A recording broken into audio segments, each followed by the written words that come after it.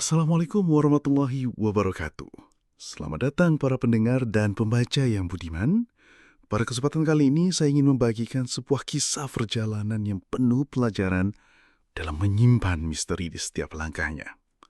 Sebuah pendakian ke Gunung Sagarang yang membawa 4 sahabat terperangkap dalam teror yang tak terduga. Cerita ini bukan sekedar kisah perjalanan, melainkan pengingat bagi kita semua untuk selalu menjaga ucapan, menghormati alam, dan tak bunda sesumbar di tempat yang bukan milik kita. Mari kita simak kisah ini dengan hati yang terbuka dan pikiran yang waspada. Angin gunung malam itu berhembus pelan, seolah membisikkan sesuatu yang tak dimengerti oleh telinga manusia. Kabut mulai turun perlahan, menyelimuti lereng dan pepohonan yang berdiri bisu. Di balik udara dingin yang menggigit, langkah 4 orang sahabat menapaki jalur pendakian, membawa semangat dan canda tawa yang masih riang. Mereka tak tahu, setiap gurauan, setiap langkah sedang diamati oleh sesuatu yang tak kasat mata. Malam itu, gunung bukan sekedar tumpukan tanah yang menjulang, tapi sebuah ruang penuh rahasia yang menunggu untuk membuka dirinya pada siapa saja yang berani meremehkannya.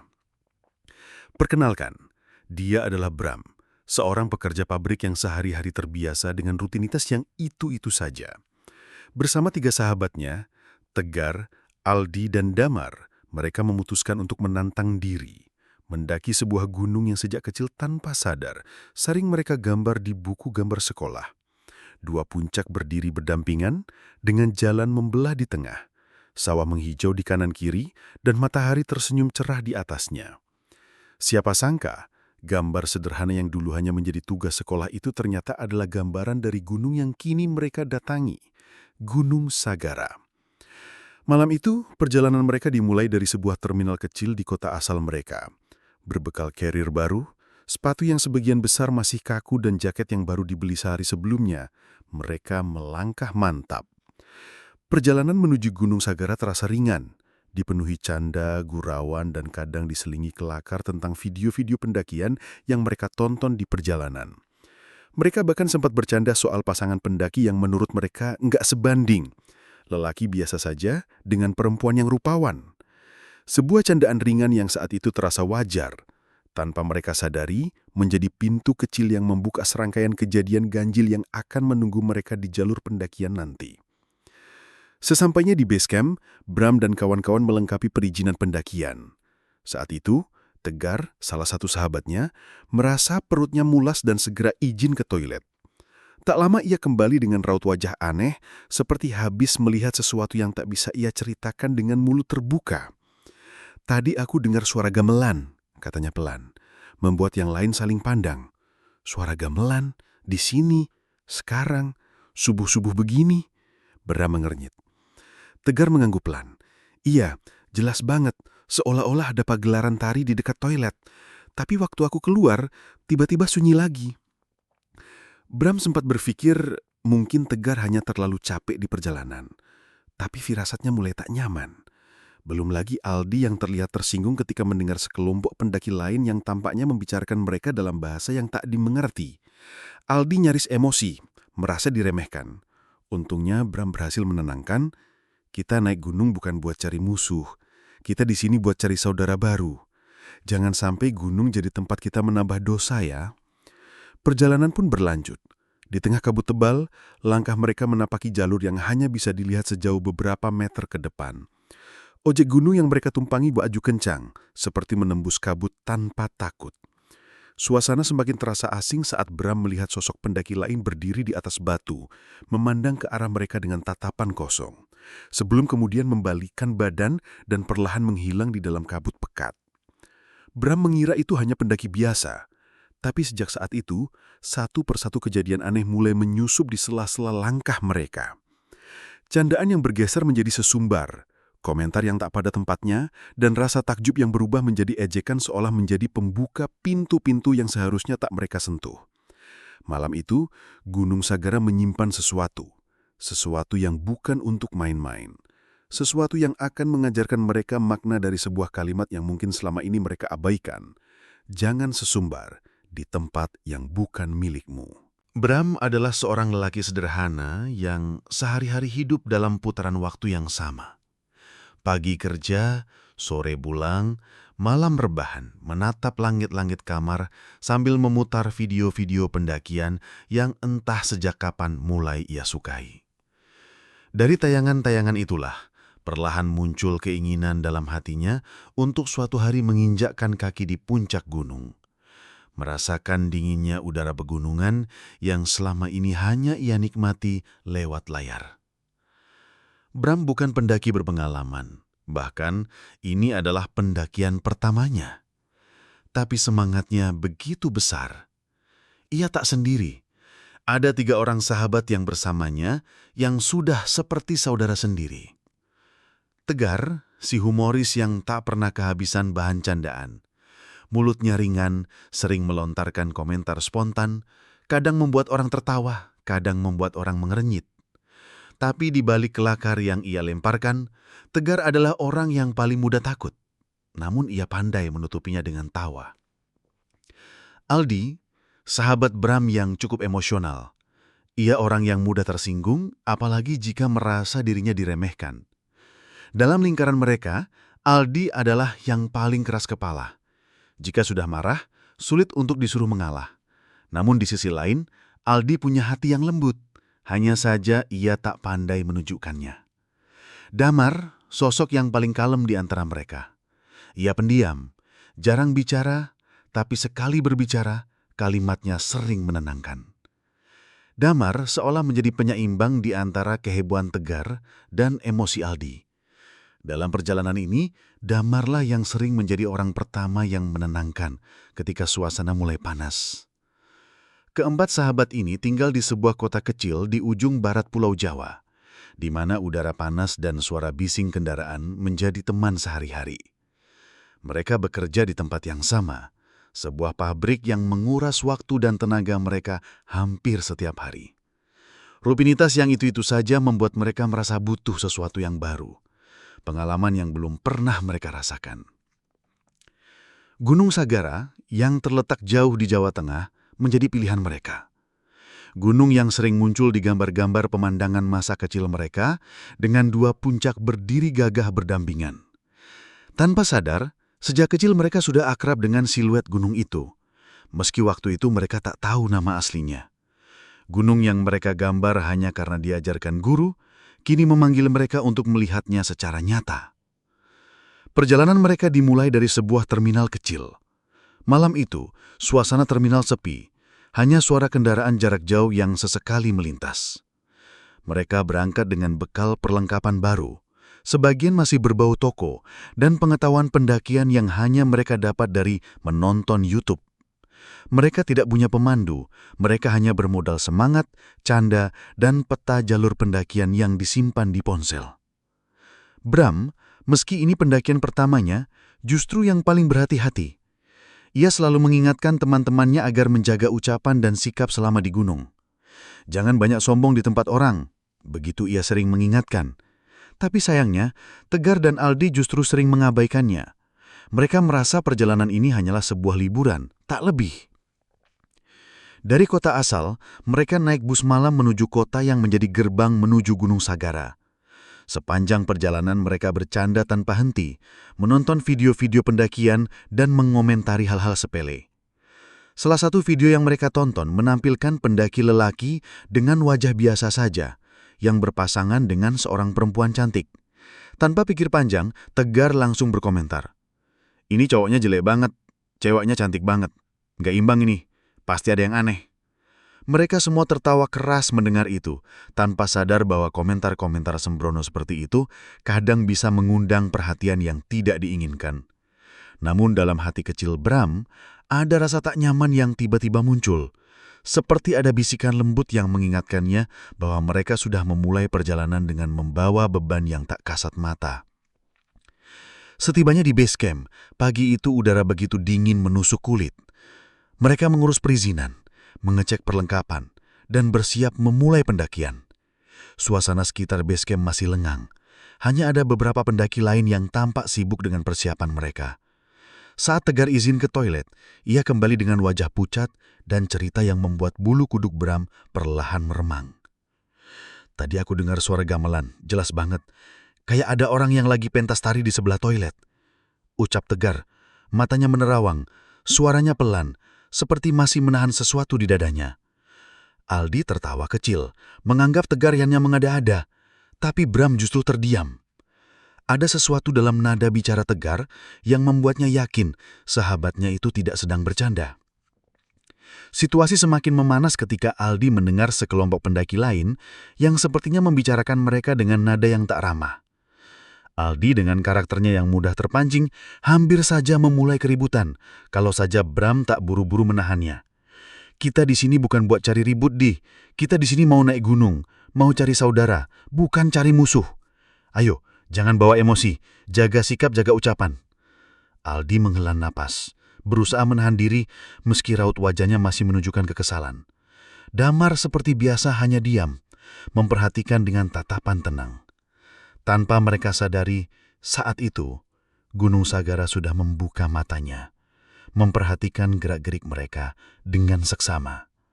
Perjalanan yang awalnya hanya diniatkan sebagai liburan, perlahan berubah menjadi perjalanan yang akan menguji nyali, ucapan, dan kepercayaan mereka pada sesuatu yang selama ini tak terlihat. Perjalanan Bram dan kawan-kawan dimulai dengan ringan. Mereka menumpang ojek gunung yang terkenal di jalur Sagara. Di jalur ini, para ojek biasa membawa penumpang duduk di depan, sementara si pengendara berada di belakang. Pemandangan yang lazim dan seringkali menjadi bahan cerita seru di antara para pendaki. Kecepatan ojek yang meliuk di jalur sempit, menembus kabut tebal, membuat jantung Bram berdegup kencang. Meski terasa menegangkan, canda dan tawa masih menemani perjalanan mereka. Sesampainya di pos 1, suasana mendadak berubah. Kabut begitu pekat, seolah menyelimuti seluruh jalur, menyisakan jarak pandang hanya beberapa langkah ke depan. Di tengah hening dan dinginnya udara, Bram menatap lekat ke arah hutan yang terbungkus kabut kelabu. Pandangannya terhenti pada sosok seorang pendaki laki-laki yang berdiri tegak di atas batu besar. Pendaki itu mengenakan jaket merah dan tas carrier yang tampak besar. Wajahnya tidak jelas, tertutup bayangan kabut. Namun Bram yakin benar, pendaki itu menatap ke arahnya. Lama, seolah mengawasi. Bram sempat berpikir, mungkin itu pendaki lain yang memulai perjalanan lebih dulu. Ia berusaha menepis rasa aneh yang perlahan merayap di hatinya. Tapi ada sesuatu yang mengganjal. Ia tidak ingat ada pendaki yang berjalan mendahului mereka. Selama perjalanan dari base camp, mereka adalah kelompok terakhir yang berangkat. Mungkin aku salah lihat, gumam Bram mencoba meyakinkan diri. Perjalanan berlanjut, kabut semakin tebal. Tegar dan Damar mulai bercanda lagi, melempar kelakar soal jalur yang ternyata tidak seberat bayangan mereka. Aldi bahkan sempat menyindir. Katanya Gunung Sagara itu susah, katanya jalurnya terjal. Ini mah biasa aja, jalannya santai, malah ada warung tadi. Nanti di atas mungkin ada minimarket. Bram langsung menoleh, menatap Aldi dengan tatapan serius. Jangan ngomong gitu, Di. Jangan sesumbar. Kita belum tahu jalannya. Kita belum tahu siapa yang dengar. Yalah Bram, santai aja. Ini cuma naik gunung, bukan perang. Bram memilih diam meski hatinya mulai tidak tenang. Ia teringat cerita-cerita lama tentang bagaimana gunung bukan sekedar tumpukan batu dan tanah, melainkan rumah bagi banyak penghuni yang tak kasat mata. Apalagi Tegar sudah mendengar suara gamelan di toilet base camp tadi, sesuatu yang tidak bisa dianggap sepele. Mereka terus berjalan hingga sampai di sebuah warung sederhana yang berdiri sendirian di tengah jalur, tepat di pos 2. Warung itu dijaga oleh seorang pria tua yang ramah, menawarkan minuman hangat dan mie instan pada setiap pendaki yang singgah. Bram dan kawan-kawan memutuskan untuk beristirahat di sana, mengisi tenaga sambil ngobrol santai dengan sang penjaga warung. Pak, kabutnya tebal sekali ya. Apa setiap hari begini? Tanya Bram sambil meniup uap dari gelas teh manisnya. Kalau musim seperti ini, kabut sering turun, Mas. Tapi seharusnya nggak setebel ini, jawab si bapak sambil menatap kabut yang menggantung di luar warung. Hari ini juga baru kalian yang lewat, belum ada rombongan lain. Bram mengerutkan kening. Tapi saya tadi lihat ada pendaki yang sudah jalan lebih dulu. Dia berdiri di atas batu, jalannya juga sendiri. Si bapak hanya diam, bibirnya mengatup rapat, matanya mengarah keluar warung. Oh gitu ya Mas, ucap si bapak datar tanpa ekspresi. Jawaban yang tidak menjelaskan apa-apun, tapi justru menambah rasa ganjil di hati Bram. Perjalanan dilanjutkan. Jalur mulai menanjak, kabut makin tebal, dan di tengah perjalanan, Aldi kembali melempar komentar yang memancing resah. Gunung ini ternyata gampang ya, gua kira bakalan susah banget, ternyata kayak gini doang. Gua pikir bakal ngos-ngosan, ternyata nyantai. Bram menahan napas. Kali ini ia benar-benar tidak suka dengan ucapan Aldi. Di, tolonglah, jangan sesumbar gitu. Gunung ini bukan tempat buat sombong. Aldi menatap Bram, lalu nyengir. Ya elah Bram, masa gitu aja takut? Kita kan udah sejauh ini, buktinya santai kan? Ucapan itu menjadi pemicu pertama. Sesuatu yang tak kasat mata seolah mulai terusik. Tak lama setelah itu, saat mereka melintasi sebuah batu besar di tengah jalur, 3 teman Bram memilih menaiki batu itu untuk berfoto. Bram yang merasa tidak enak hati, memilih memutar jalur ke sisi kanan, meski jalannya lebih sempit dan terjal. Ia tidak mau lewat jalur batu itu. Ia masih terbayang sosok pendaki berjaket merah yang ia lihat tadi. Setelah melewati batu itu, Bram melihat Aldi sedang duduk sambil memegangi kakinya. Kakiku Bram, kayaknya keseleo, barusan pas loncat turun dari batu. Bram bergegas menghampiri. Serius? Sakit banget? Iya, kayaknya ketarik pas loncat. Tapi kok kerasanya kayak ada yang dorong ya? Jawab Aldi sambil meringis. Belum habis rasa cemas Bram, tiba-tiba Damar yang sedari tadi santai mulai menyanyikan sebuah lagu. Lagu itu terdengar asing, berbahasa Jawa. Padahal sehari-hari Damar hanya menggunakan bahasa Sunda. Nadanya pelan, lirih, tapi entah kenapa membuat bulu kuduk Bram berdiri. Kata-kata yang keluar dari mulut Damar begitu asing bagi mereka, seolah ia sedang melantunkan sebuah kidung tua. Tegar menatap Damar dengan heran. Dam, kamu ngapain sih nyanyi lagu kayak gitu? Kamu kan gak ngerti bahasa Jawa. Damar tiba-tiba terdiam. Ia menatap kosong ke arah kabut yang semakin menebal, lalu melanjutkan lagu itu, seolah ia bukan dirinya sendiri. Bram mulai panik. Ada yang tidak beres. Aldi mengerang kesakitan, Damar terus menyanyi, Tegar mulai terlihat gelisah. Udara semakin dingin, kabut semakin pekat. Dan di saat itulah, dari balik kabut muncul seorang pendaki asing. Laki-laki itu mendekat perlahan, rambutnya tertutup kupluk, jaket merah melekat di tubuhnya, dan di punggungnya tergantung tas carrier besar. Wajahnya tidak jelas, tertutup bayangan kabut. Namun Bram yakin benar. Pendaki itu menatap ke arahnya. Lama, seolah mengawasi. Bram sempat berpikir, mungkin itu pendaki lain yang memulai perjalanan lebih dulu. Ia berusaha menepis rasa aneh yang perlahan merayap di hatinya. Tapi ada sesuatu yang mengganjal. Ia tidak ingat ada pendaki yang berjalan mendahului mereka. Selama perjalanan dari base camp, mereka adalah kelompok terakhir yang berangkat. Mungkin aku salah lihat, gumam Bram mencoba meyakinkan diri. Pendaki itu duduk, membuka botol air, membacakan sesuatu dengan lirih, lalu meniupkan air itu ke telapak tangannya dan mengoleskannya ke kaki Aldi. Mohon maaf ya Mas, saya cuma mau bantu, ucapnya pelan. Bram hanya bisa mengangguk. Ia ingin bertanya, tapi suaranya seperti tertahan di tenggorokan. Pendaki itu menunduk, wajahnya hampir tidak terlihat. Kalian dari mana, Mas? Tanya pendaki itu. Dari Cikaraya, Mas, jawab Bram pelan. Saya dari sini aja, sahut pendaki itu singkat. Tak lama kemudian pendaki itu bangkit. Saya jalan dulu ya, Mas. Lalu ia berjalan perlahan dan menghilang di balik kabut tanpa jejak. Bram terpaku. Ia baru menyadari satu hal. Kalau pendaki itu benar-benar yang ia lihat di pos 1, seharusnya dia sudah berada jauh di depan mereka.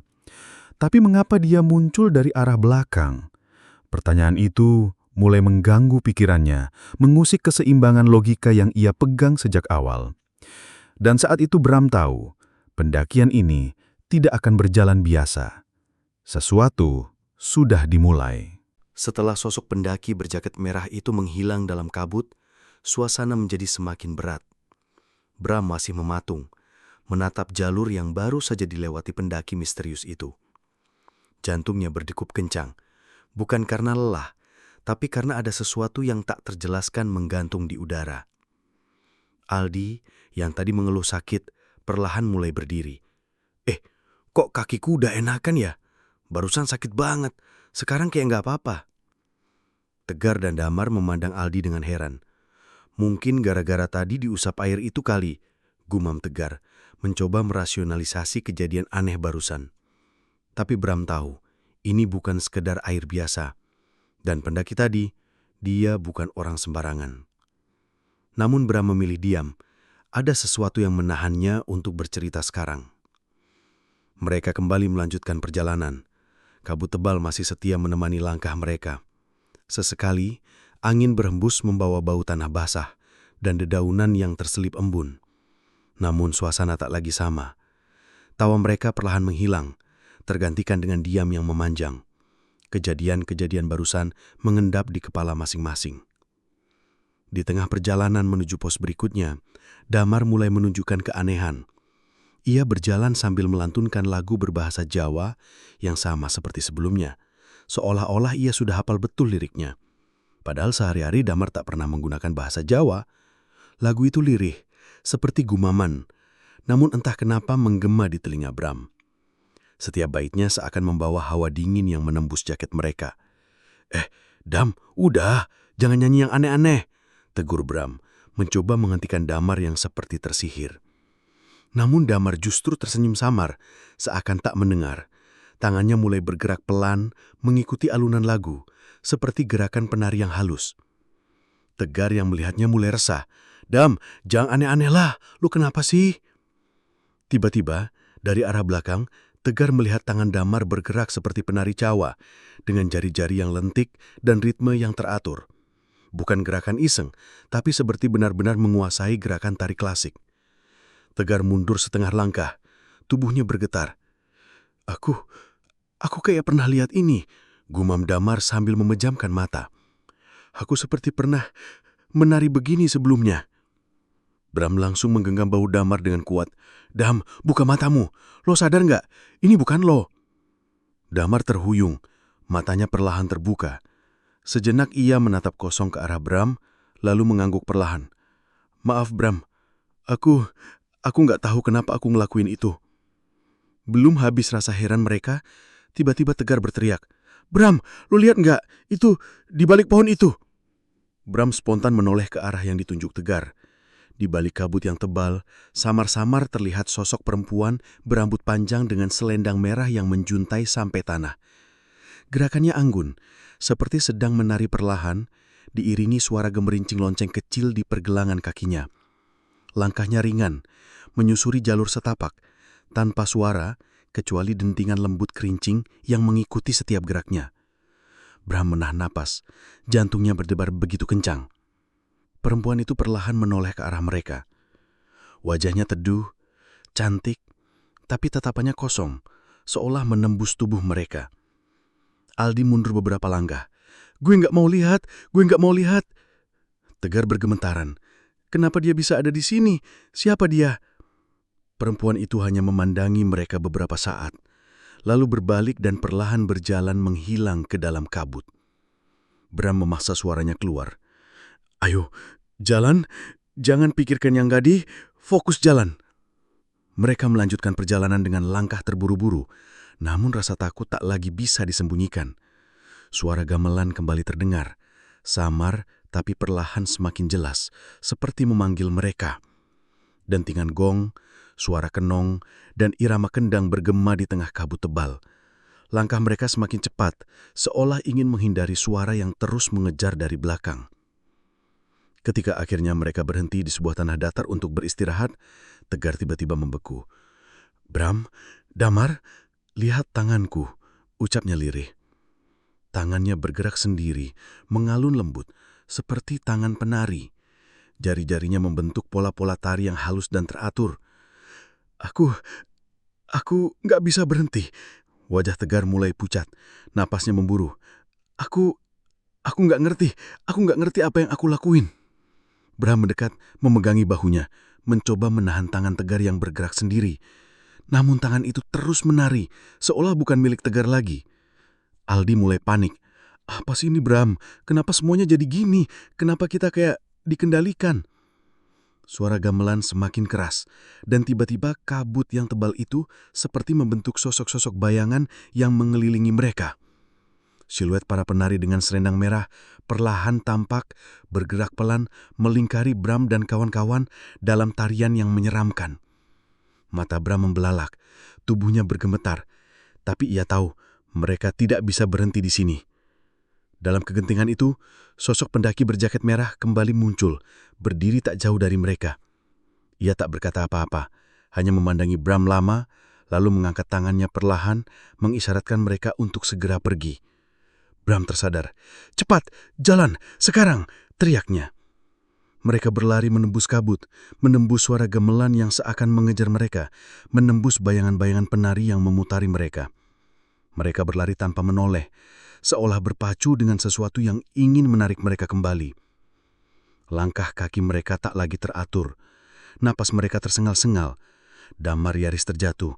Aldi berulang kali menahan rasa sakit yang tiba-tiba kembali muncul di kakinya. Dan Tegar masih belum bisa menghentikan gerakan tangannya menari sendiri.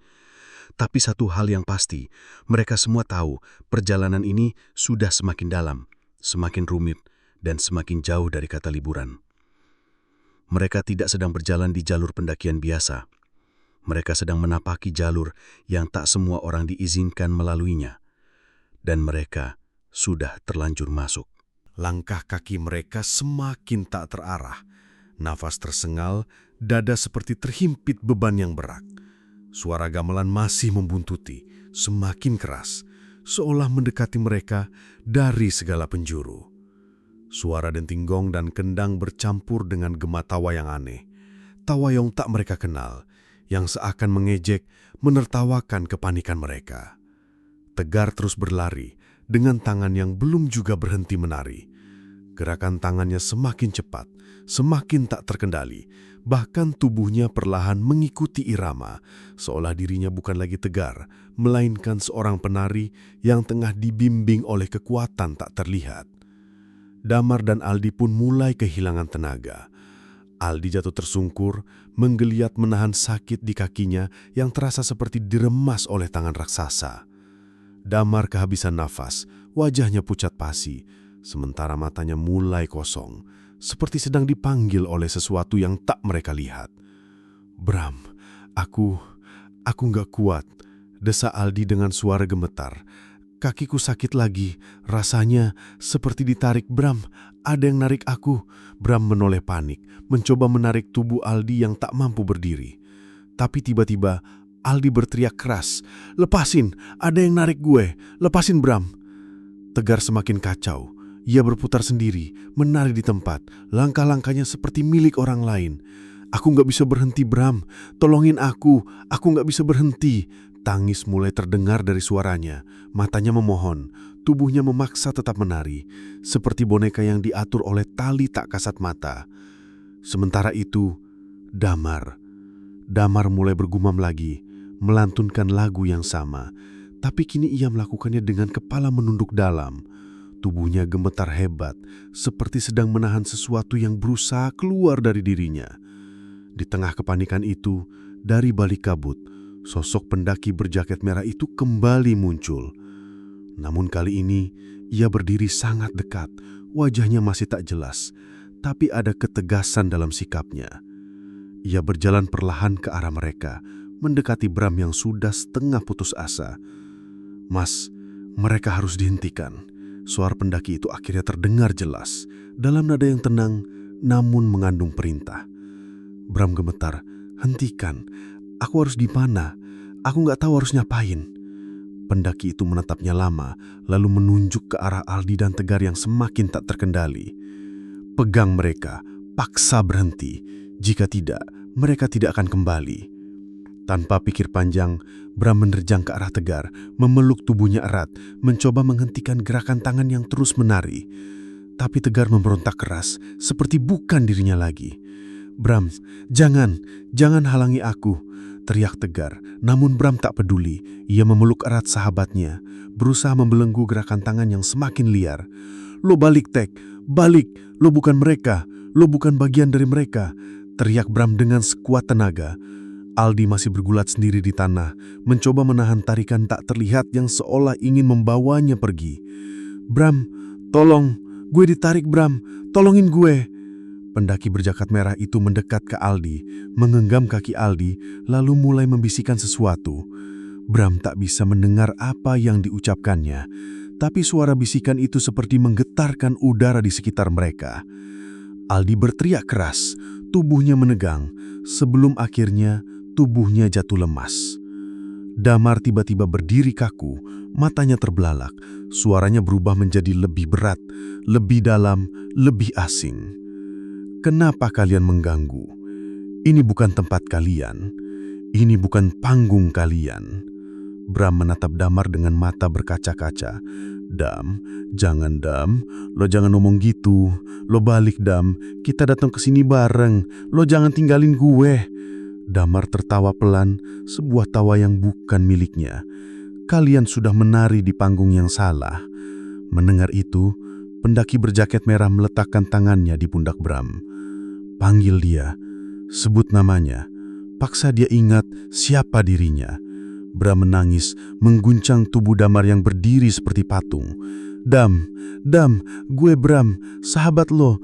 Kita kerja bareng, kita ngopi bareng, kita suka ngeluh bareng. Ingat, lo itu sahabat gue, Dam. Jangan tinggalin gue, jangan ikut mereka." Damar terdiam, tubuhnya mulai bergetar, mulutnya terbuka, menggumamkan nama Bram pelan, sangat pelan. "Bram, iya, gue Dam, gue Bram." Damar mengerjap, air mata perlahan jatuh dari matanya. "Bram, gue, kenapa Bram? Gue kayak dibawa pergi." Pendaki berjaket merah mengangguk pelan. "Kalian selamat untuk sekarang." Bram memeluk Damar erat, menahan tubuhnya yang lemas. Aldi perlahan mulai duduk, mencoba mengatur nafas. Sementara Tegar, yang kini berhasil Bram hentikan, mulai sadar dan menatap Bram dengan mata yang sembab. "Gue gak ngerti Bram, gue kayak gak bisa ngelawan tadi." Bram tak menjawab, ia hanya menatap kosong ke depan, ke arah kabut yang mulai perlahan menipis. Tapi suara gamelan itu belum hilang, hanya semakin menjauh, seolah mereka yang berada di balik kabut itu perlahan menerima bahwa keempat pendaki ini bukan bagian dari panggung mereka. Pendaki berjaket merah menatap Bram untuk terakhir kalinya. "Jangan sesumbar, jangan meremehkan. Gunung bukan hanya jalur pendakian. Di sini, kalian cuma tamu." Bram hendak bertanya siapa pendaki itu, tapi sosoknya perlahan memudar dalam kabut hingga akhirnya menghilang, menyisakan udara dingin yang menusuk tulang. Di titik itu, Bram dan kawan-kawan tahu, mereka baru saja melewati batas antara dunia yang mereka kenal dan dunia yang enggan untuk dikenal. Dan mereka tahu, semuanya sudah berubah. Langkah mereka kembali terayun, namun kali ini tidak lagi dengan tawa, tidak dengan semangat seperti saat pertama tiba. Keempatnya melangkah perlahan, sepi, dengan sisa tenaga yang pas-pasan. Tak ada lagi candaan, tak ada lagi kelakar. Jalan setapak yang mereka lalui seperti menjadi saksi bisu perjalanan yang penuh luka, penuh rasa bersalah. Bram menatap ke depan, memimpin langkah. Sesekali menoleh ke belakang memastikan Aldi, Damar, dan Tegar masih mengikutinya. Kabut perlahan mulai menipis. Sinar matahari yang sejak tadi tertutup awan mulai menembus sela-sela pepohonan. Tapi semua itu tak membuat mereka lega. Perasaan takut, bingung, dan bertanya-tanya justru semakin menguat. Tegar masih sering melirik tangannya sendiri, seolah memastikan bahwa gerakan menari itu tak kembali. Aldi sesekali memegangi kakinya yang meski sudah terasa baik, masih menyisakan trauma. Sementara Damar lebih banyak diam. Kepalanya menunduk sepanjang perjalanan. Sesampainya di pos 3, mereka menemukan beberapa tenda pendaki lain yang baru tiba. Keberadaan orang lain sedikit memberikan mereka rasa aman. Mereka memutuskan untuk beristirahat dan menginap 1 malam lagi, menenangkan pikiran sebelum turun keesokan harinya. Malam itu mereka lebih banyak terdiam di dalam tenda. Hujan sempat turun sebentar, namun mereka tak lagi peduli. Yang mereka pikirkan hanyalah bagaimana bisa segera turun dan meninggalkan gunung ini. Namun saat Bram hendak keluar tenda untuk mengambil air, ia melihat Tegar sedang duduk di luar menatap langit gelap. "Tek, lo ngapain di luar?" Tegar menoleh pelan. "Gue nggak bisa tidur, Bram. Gue takut tangan gue gerak lagi. Gue takut kalau gue nggak sadar lagi." Bram mendekat, duduk di samping Tegar. Udah selesai, Tek. Kita udah lewatin itu. Kita udah selamat." Tegar menggeleng. "Tapi, kenapa kita? Kenapa kita yang ngalamin ini?" Bram menarik nafas panjang, menatap langit yang pekat tanpa bintang. Mungkin karena kita terlalu sembrono. Kita terlalu banyak bercanda, terlalu banyak sesumbar. Kita lupa, gunung ini bukan cuma tentang jalur dan puncak. Ada yang lebih besar dari itu. Ia nggak kelihatan, tapi ada.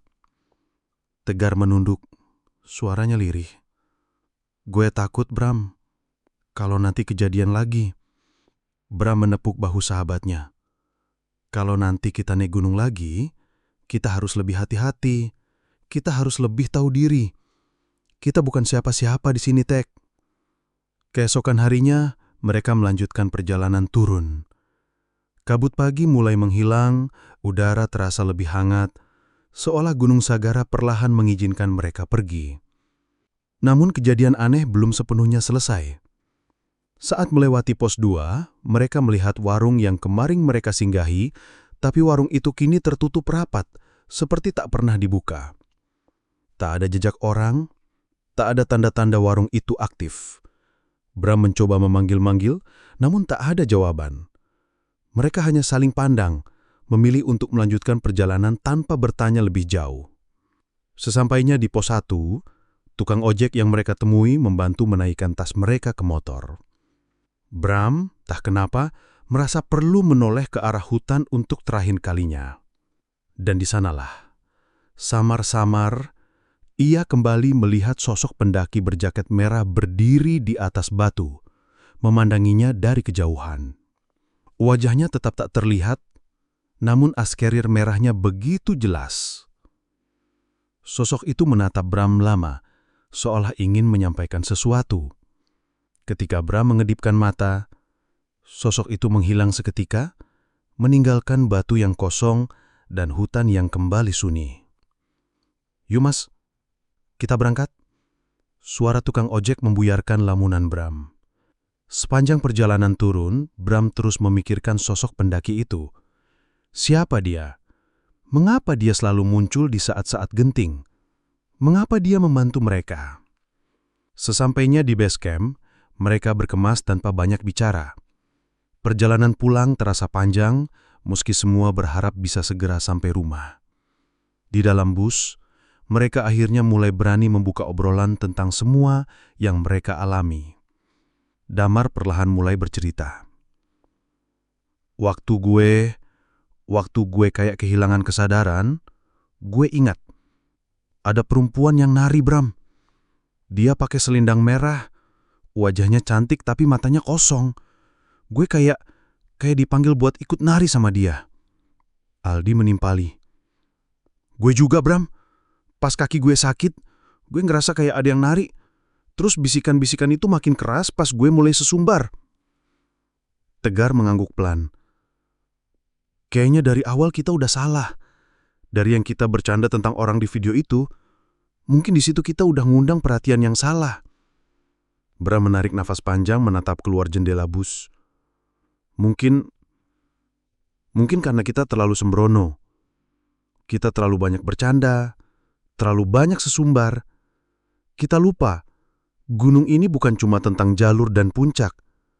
Ada yang lebih besar dari itu, yang gak kelihatan, tapi ada. Semua terdiam. Tak ada yang menyangkal. Mereka tahu mereka sudah melewati batas dan untungnya mereka masih diberi kesempatan untuk pulang. Perjalanan pulang itu menjadi perjalanan yang paling hening, paling panjang, dan mungkin yang paling berharga dalam hidup mereka. Mereka tak lagi memandang gunung sebagai tempat hiburan semata.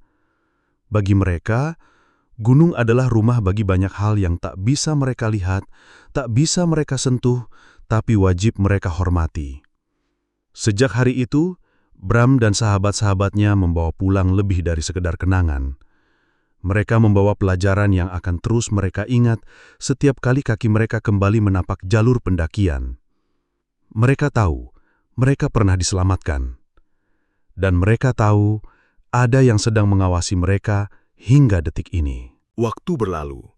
Pendakian itu kini sudah menjadi bagian dari masa lalu mereka.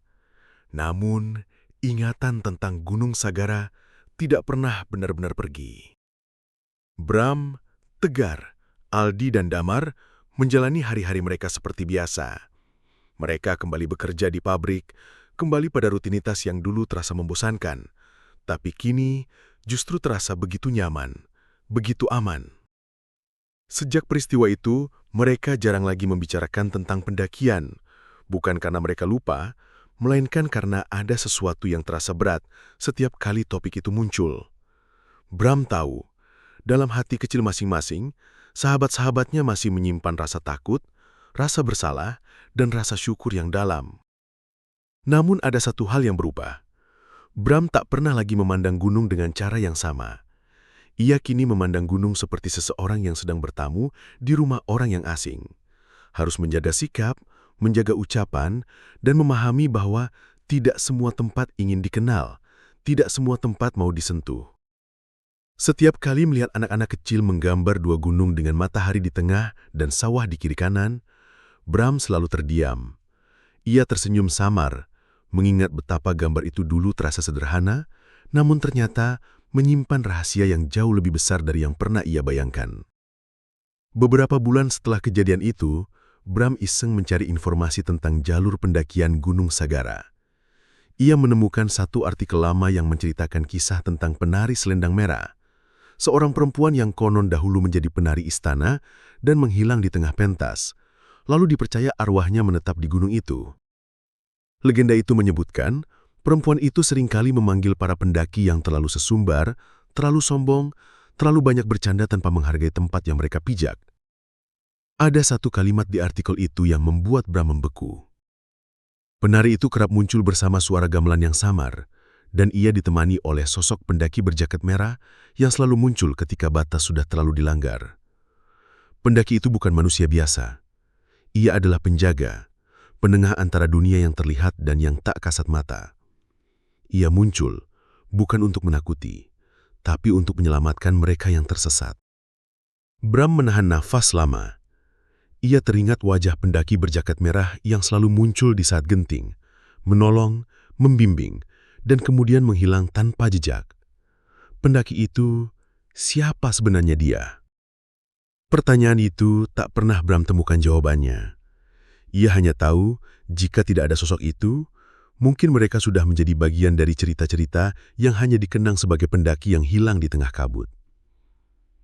Sejak saat itu, setiap Bram melihat pendaki dengan jaket merah di jalur pendakian, ia selalu menatap lebih lama, selalu bertanya-tanya, apakah itu hanya pendaki biasa, ataukah ia kembali bertemu dengan penjaga itu. Dan satu hal yang Bram yakini sampai sekarang, gunung punya caranya sendiri untuk mengingatkan siapa saja yang datang tanpa adab. Kadang, gunung cukup dengan angin dingin. Kadang, cukup dengan kabut pekat. Tapi kadang, gunung mengirimkan sosok penari dengan selendang merah yang menjuntai panjang dan gamelan yang samar mengiringi setiap geraknya. Bram, Tegar, Aldi dan Damar mungkin sudah kembali, tapi setiap kali Bram memejamkan mata, suara gamelan itu masih terdengar pelan. Kadang di pagi hari, kadang di saat hujan turun, kadang entah kapan. Seolah mengingatkan bahwa panggung itu masih ada, dan mereka pernah menjadi bagian dari tarian yang bukan milik mereka. Demikianlah akhir dari kisah pendakian yang menyimpan pelajaran berharga ini. Semoga cerita ini menjadi pengingat bagi kita semua agar selalu menjaga sikap, menghormati setiap langkah di bumi yang kita pijak, dan tidak sembarangan sesumbar di tempat yang bukan wilayah kita. Gunung adalah rumah yang dihuni oleh banyak hal yang tak selalu bisa kita lihat. Tetaplah rendah hati dan jangan pernah remehkan kekuatan alam. Wassalamualaikum warahmatullahi wabarakatuh.